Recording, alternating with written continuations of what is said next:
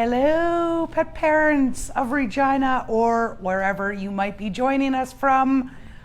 We are coming to you live on our Furry Friday. I've got the lovely Miss Ella with me here. Hello.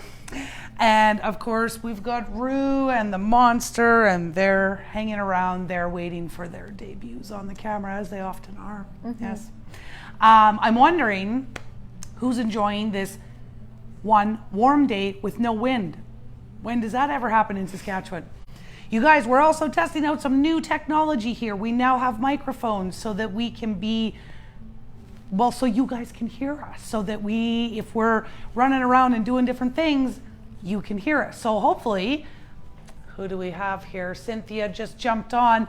Give us a thumbs up if you can hear us, because I think that you can. We did a little bit of testing, and I think that you guys can hear us. Amanda is joining us now. Hello, Cynthia and Amanda.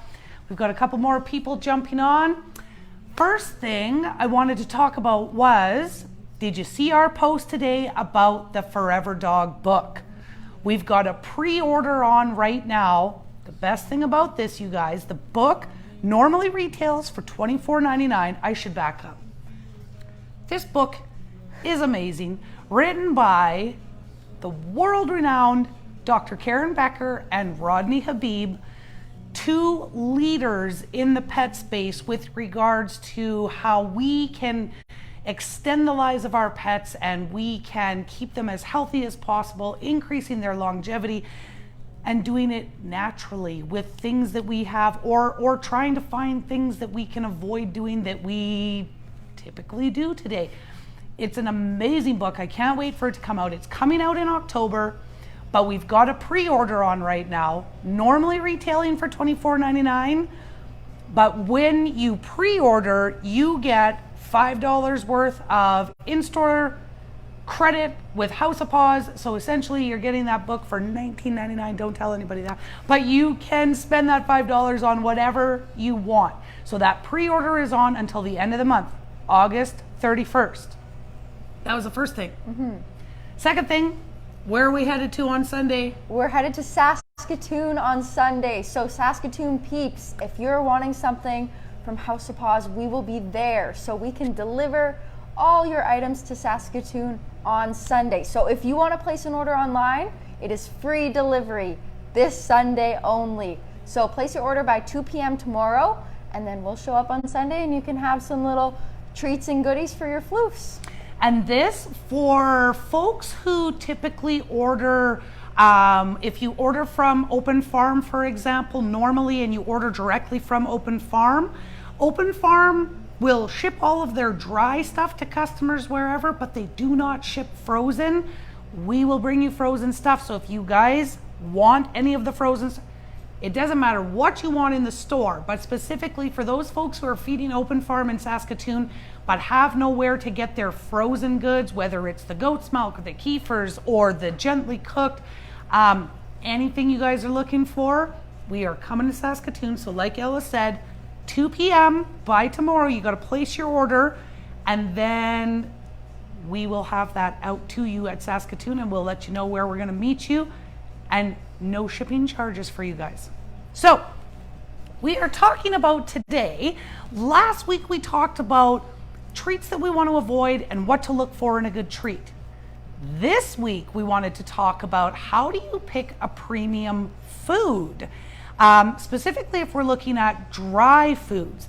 There are some similarities between what we want to avoid in treats and what we want to avoid in food. What we want to look for in treats and what we want to look for in food. So we figured, because you guys got a lot of value out of last week, and you guys, I had so many people come in here and saying, oh my goodness, keep doing those lives because I learned so much from them. So we wanted to follow up, and we wanted to do how to pick a good food today, this week. September, we're going to actually break down some of the most popular brands that people are buying out there in the world today. Some of the big brands. Remember, you guys, when I kept looking up there and saying who makes these big brands? We're going to break down some of those brands for you. So if you have a brand that you want us to assess for you live on our Furry Fridays, put it in the comments, and then we will do the research and we will come back and tell you whether that food is an A food, B, C, D, F. We only want to feed the furry guys A grade foods. B's and C's might have cut it in high school, you guys, but they don't cut it when we're feeding the furry guys, okay? So, first things first. Ella, what is the first thing that we want to look at when we're looking to find a premium dry food? First thing you want to look at, flip over to the back of the bag. We want to find that ingredient panel. So when you're looking there, most people do know this, but some people don't, is that the ingredients are listed in order of weight. So your first ingredient is going to be what's primarily in that bag, and then it's going to go in a descending order. So you want to look at that first 3 to 5 ingredients and make sure those are premium quality ingredients especially. So first ingredient, we want to look for an identified meat. We do not want to see a meat meal. We do not want to see an animal meal. So some examples of this. I'm going to get up close, you guys. We want to see a beef, a lamb, pork, fish. We want to see just the meat. We do not want to see any sorts of meals, byproducts, those types of things, because this is the first ingredient in your pet's food. This is where they're getting the majority of their nutrition from. It is so, so vital. So when Ella's talking about basically identified proteins, right? Is it beef? Is it pork? Is it lamb? Is it a fish? We want to see identified proteins as the first ingredient on that ingredient panel. What we do not want to see, we don't want to see corn. We don't want to see byproducts, right? Remember what byproducts are, you guys? And I talked about this last time. I talk about it all the time. Byproducts are byproducts of the human food industry. So what they deem non-consumable by us, we cannot eat it. The backs, the brains, the skulls, the feathers, the tails, the whatever. What we cannot eat, they deem non-consumable by humans, those are byproducts. We do not want to see that our food starts with any type of byproduct. If you see byproduct, put the bag back. Whether it's chicken byproduct, beef byproduct, meat byproduct, animal byproduct, it does not matter, especially though if it's unidentified byproducts. We certainly don't want to feed that because then we have no idea what it is. Remember what I talked about last week? It could be dead zoo animals, it could be roadkill, it could be euthanized pets. When they say animal or meat, especially if they're talking byproducts, we have no idea what the source animal is. So we want to know what the source animal is. So the first ingredient is truly one of the most important ingredients that you're looking for, and you want that identified protein. We also don't want to see meals as our first ingredient. And again, I don't care if it's labeled. I don't care if it's beef meal or pork meal or lamb meal. I especially don't want to see animal meal or meat meal or bone meal, because we don't know what the animal or the bone or anything is, right? But meals, I should back up too. I should explain what a meal is, maybe. Okay. So meal, if you can see my picture here, it's powder. Meal is a powdered meat. So essentially what they do is they take the carcasses, it goes through a process which is called rendering. Essentially, they take all the carcasses and they cook them into a big slurry, and then they remove all of the moisture and they are left over with powdered meat. And that is what a meal is. So if you're seeing meal, now meal, you might look at the guaranteed analysis of your bag and go, well, look at how high the protein is though. That is because meal provides 300 times the amount of protein that meat does because it's so condensed. The problem is no meal, no powder will ever be a better source of protein or nutrition than the original source that it came from. So that's important to remember. This is why we're saying look for that identified protein. So, oh, my check marks are backwards. I tried to avoid words, you guys. I should have put my check mark backwards. Pardon me. We're looking for an identified meat source or protein source as our first ingredient. We're avoiding corn, wheat, gluten, byproducts, meals. That's what we want to avoid as our first ingredient. All right. Second thing we're going to look for, Ella? We want to find the salt on the bag. No. Not the salt. Not what we're Not going to look yet. for. That's third step. Perfect. We want to look at how it is preserved. So if you're feeding a traditional kibble, there's going to have to be some sort of preservative in there in order for it to stay shelf stable and last while you feed it. So we want to make sure this is a natural preservative. Unnatural chemical preservatives can cause a lot of organ damage, can cause a lot of tissue damage, can cause strain on their systems. And unfortunately, they come from some very bad places. So we want to stay away from the one I can't pronounce, Ethoxyquin. BHA and BHT. These are chemical preservatives that are not good for our pets. Oh, I did it backwards. There we go. You can find these in pesticides, embalming fluids, and jet fuel. And lipstick. And lipsticks, yep. Remember we talked about that last week too when we were talking about these synthetic preservatives. Their whole purpose is to prevent the food or the product from drying out. So the reason that lipstick doesn't dry out is because it has a BHA or a BHT or an ethoxyquin if it's not, you know, a high quality natural, not tested on animal type lipstick. But they've got to prevent the product from drying out. That's why they use those types of preservatives. The same ideology is used with regards to pet foods. We don't want the pet food to dry out and become so dry that it's inedible by the animal, so they preserve it. And if they're using BHA, BHT, or ethoxyquin, ditch the food.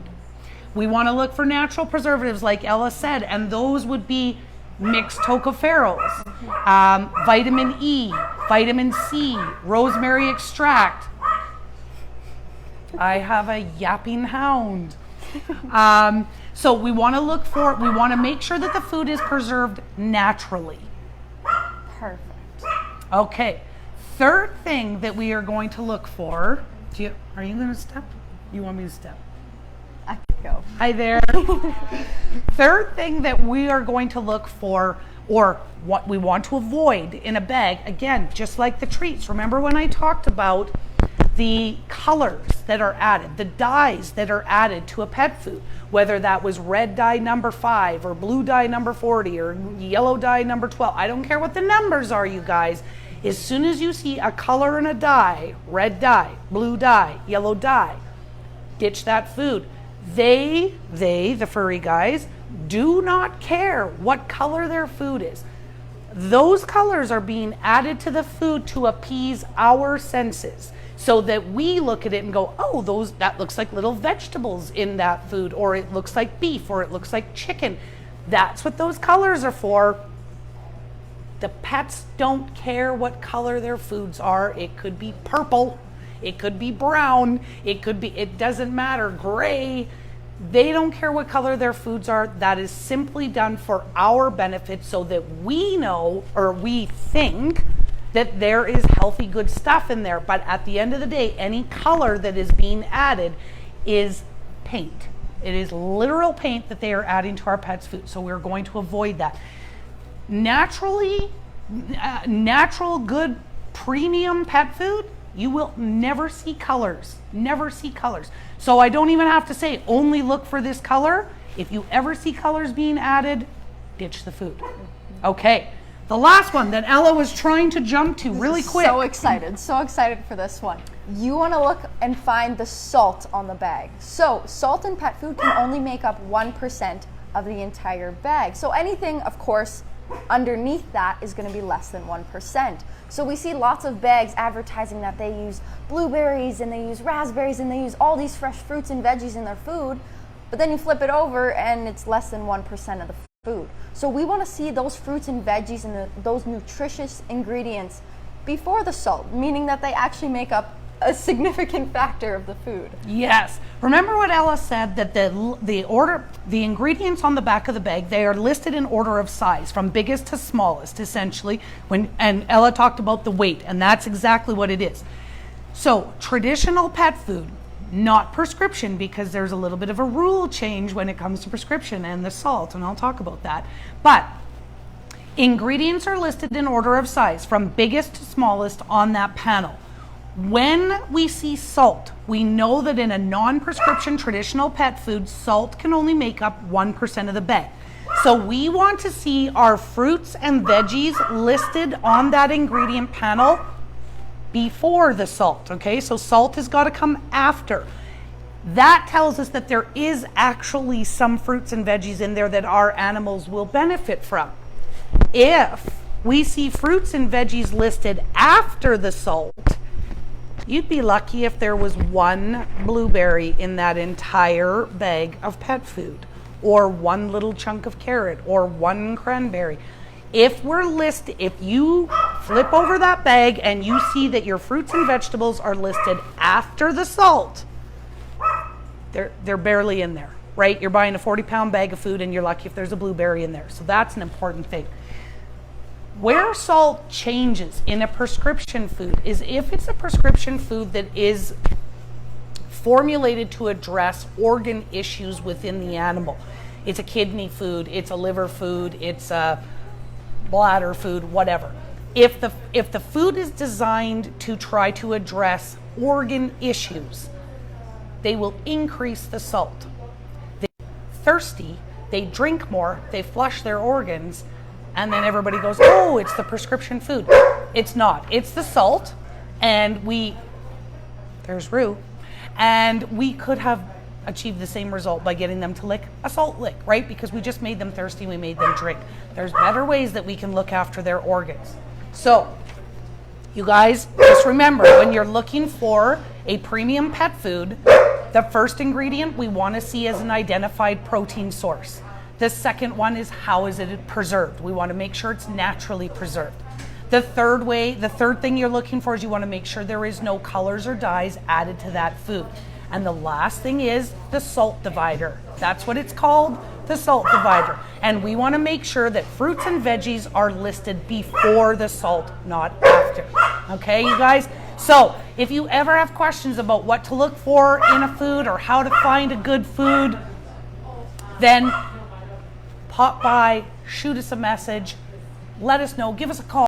We will help you out. And again, if you are interested, in September when we start breaking down actual brands, some of the most popular brands out there, let us know in the comments, put that brand in, and maybe that will be one of the brands that we're going to take a look at. We're going to take a look at some of the most popular ones out there. So you guys let us know. I hope you guys have a fantastic weekend. We will see you folks in Saskatoon on Sunday. Tune in next week too, because we've got some plans for visiting some independent pet stores, because we had to cancel Vegas, but we've still got some great ideas for how we can find you guys some really cool things to bring to stores. So I hope you guys have a fantastic weekend. We are here today and tomorrow, closed on Sunday, back again on Monday. All right, you guys, have a great day. Bye-bye.